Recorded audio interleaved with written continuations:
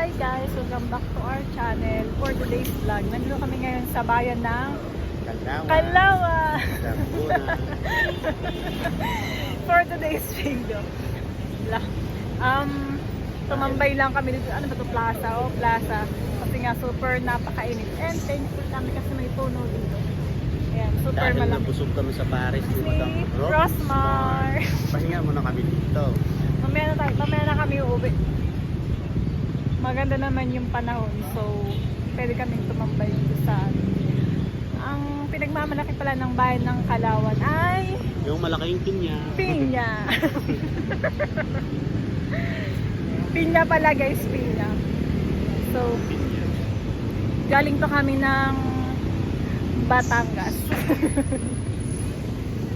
Tapos punta kami dito. So abangan niyo yung vlog namin kay Rosmar tsaka yung kanyang comment.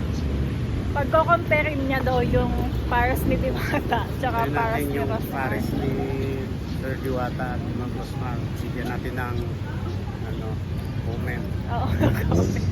Magiging Rosmar versus Diwata. Paris. Paris. Anyway, nabash na ako. Sana makasamaan. Nabash na ako, so ayoko na mag-comment. Siya na lang. Karapatan mo yun. Super okay naman yung hangin dito. First time namin makalangap ng sariwang hangin galing sa probinsya ng Calauan. Ay, probinsya ng Laguna pala. And bayan ng Calauan. Bye! Mahangin.